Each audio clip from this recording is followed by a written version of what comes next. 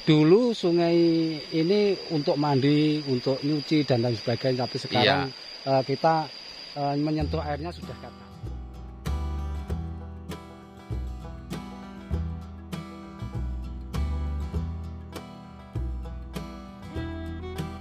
Oke sedulur, kita masih berjalan-jalan di kawasan timur Kabupaten Ponorogo ya. Ini adalah Kecamatan Soko.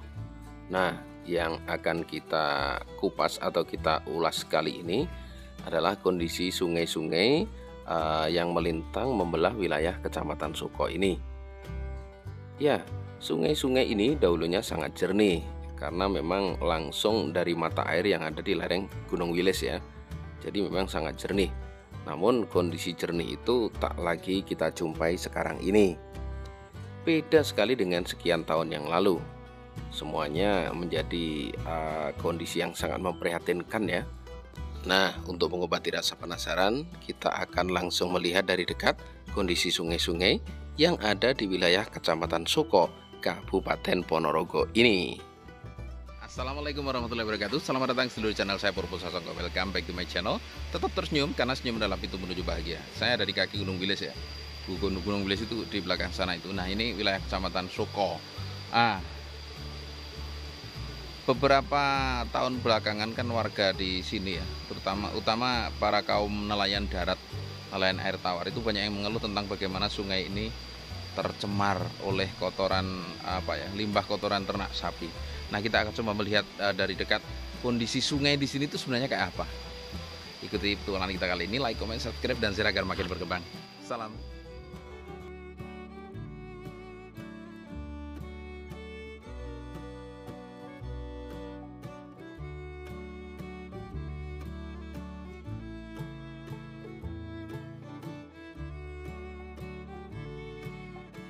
Kita akan mencoba mendekat ke aliran sungai. Kalau tidak salah, sungai ini namanya Mojo. Semoga tidak salah ya. Kalau salah barangkali ada yang teman lebih tahu, silahkan ditulis di kolom komentar. Jika tidak salah pula, aliran sungai ini semakin turun, semakin ke bawah, maka akan nyampe ke wilayah Waduk Bendo. Jadi boleh dikatakan ini adalah hulu Sungai Keyang. Semacam itu tentunya.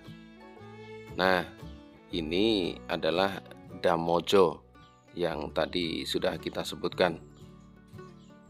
Aliran air yang ada di sungai ini sangat terlihat keruh ya. Ini saya datang siang hari, kurang lebih pukul 12 siang. Tetapi kondisinya masih terlihat coklat pekat dan nampak benar apabila aliran air tersebut tercampur kotoran sapi atau teledong, demikian lebih gampang untuk menyebutnya. Nah, apabila saya datang lebih pagi lagi, menurut keterangan maka sungai tersebut tidak hanya coklat, tetapi akan kelihatan bersemu hijau. Bahkan ceceran-ceceran kotoran tadi masih bisa kita lihat apabila kita datang pagi hari. Meskipun tidak datang pada pagi hari, pada beberapa titik air yang tenang, maka kita akan melihat gumpalan-gumpalan atau endapan-endapan kotoran sapi yang nampak seperti yang dikorek-korek oleh Pak Pujiono itu. Itu adalah kotoran sapi. Hal ini tentu saja membuat tidak enak beberapa kalangan ya, terutama para pengguna air dari aliran sungai ini. Ya, sebagaimana kita ketahui, di sekian tahun yang lalu sungai-sungai yang ada di kawasan timur Ponorogo ini masih digunakan untuk keperluan rumah tangga ya, mandi, mencuci dan lain sebagainya. Tapi sekarang sudah tidak lagi. Nah, ini adalah yang saya katakan tadi atau kita sebut tadi sebagai endapan kotoran-kotoran teledong sapi yang menggumpal dan bergumpal-gumpal, nampak seperti itu. Terlihat sangat menjijikkan ya. Dan tentu saja dampaknya sekali lagi untuk para pengguna air sungai ini menjadi sangat tidak baik atau tidak positif. Itu juga yang menyebabkan beberapa kalangan pengguna aliran air ini menjadi resah ya. Para nelayan air tawar atau nelayan darat, kemudian juga para pengguna air untuk keperluan irigasi sawah dan lain sebagainya.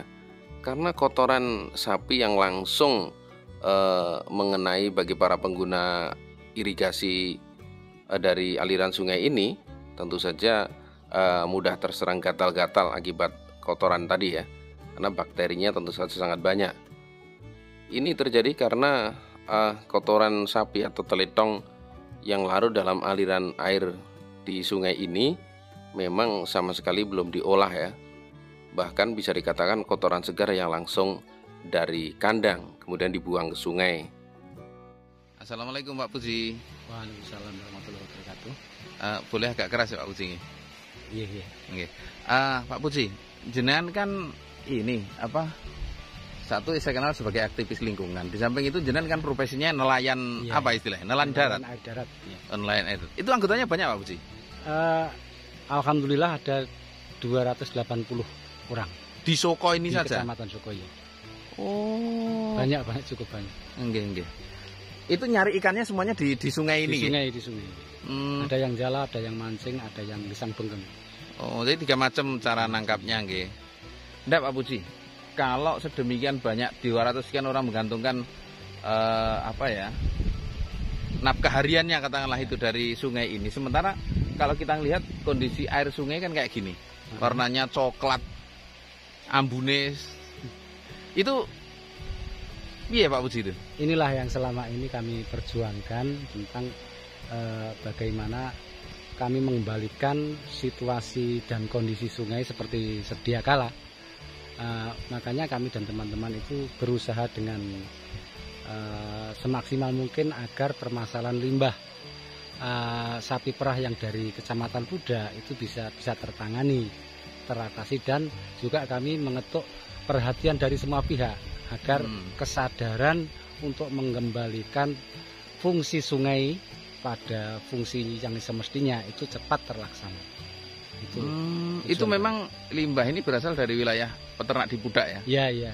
Itu sebenarnya kalau kami perhatikan sudah banyak yang berusaha menangani permasalahan ini, akan tetapi kami menganggap bahwa kalau dalam mengatasi permasalahan ini masih seperti yang dulu, ini tidak akan selesai. Dimana yang paling penting adalah kesadaran daripada masyarakat itu. Betul. Edukasinya yang penting. Edukasinya yang paling penting. Nggak, terus ini Pak Puji, kalau kita ngelihat kan airnya waduh keruh bener ya. Padahal sini tuh dulu tahun 2000-an gitu belum kayak gini loh. Iya. Perasaan saya begitu. Itu dampaknya bagi vegetasi sungai apa? Katakanlah ikan atau apa ini? Yang jelas dampak yang secara langsung ya, itu pertama populasi kehidupan yang di sungai ini ya juga terganggu. Itu terbukti dengan adanya ikan-ikan yang seperti kutuk, seperti apa itu, seperti kena jamur itu. Itu yang pertama. Yang bakteri. Banyak parasit seperti cacing pita, seperti lintah itu banyak subur tumbuh di bawah-bawah batu. Itu mungkin bisa dilihat, bahkan nanti kalau ada gundukan itu ada cacing-cacing apa itu banyak sekali. Yang kedua, dulu sungai ini untuk mandi, untuk nyuci dan lain sebagainya, tapi sekarang kita menyentuh airnya sudah gatal. Gila wes, di samping gatal jelas gila ya. Dampak bagi petani, petani karena tanpa melalui proses pembuangan langsung mengalir ke sawah, akhirnya tanaman padi itu nggak bisa tumbuh maksimal, terutama di istilah kalau di desa itu tulaan. Tulaan itu setiap musim tanam itu tambah ketinggiannya 2 sampai 5 cm per musim tanam. Karena sedimentasi letong itu ya. Amoniaknya juga masih tinggi ya berarti. Iya, makanya tanaman itu nggak, terutama yang di tulaan nggak bisa tumbuh. Oh, bacek. Iya. Istilahnya bacek semacam itu ya. Terus Pak Puji dan teman-teman nelayan darat atau aktivis lingkungan, pegiat lingkungan yang sudah dilakukan apa sih? Yang pertama kami berkoordinasi dengan pemerintah, yang jelas dari kepala desa, Pak Camat, dan itu kita duduk bersama dan juga menghimbau kepada masyarakat agar pertama segera menghentikan pembuangan limbah ke sungai, yang kedua tentang pembuangan sampah ke sungai, dan yang ketiga kami juga dalam menjaga stabilitas sumber air, kami dan teman-teman itu menanam pohon secara swadaya di lambung-lambung hutan. Itu biasanya kami lakukan. dengan teman-teman itu secara swadaya. Sumber air biar lebih ini ya, lebih lestari. Matur nuwun Pak Uji. Assalamualaikum. Kita ke Soko ya. Ini Kecamatan Soko ya Pak? Kecamatan Soko. Desanya juga Soko. Desanya Soko. Desanya juga Soko. Nah, ini tadi udah kita bahas tentang bagaimana kondisi terkini dari air yang mengalir dari pegunungan Wilis sampai ke bawahnya. Ternyata sampai di sini sudah berwarna jauh berbeda dan berubah dari segala sisi dengan dari awalnya. Semoga semua kendala ini bisa segera teratasi sehingga para pengguna atau pengambil manfaat dari aliran sungai ini benar-benar bisa mendapatkan hak sebagaimana mestinya. Sing nelayan air darat juga mendapatkan ikan sesuai kaya apa mulane, sing pengguna air untuk kegiatan irigasi juga kembali normal seperti dulu. Terima kasih sudah mengikuti video ini, semoga bermanfaat. Assalamualaikum warahmatullahi wabarakatuh. Salam.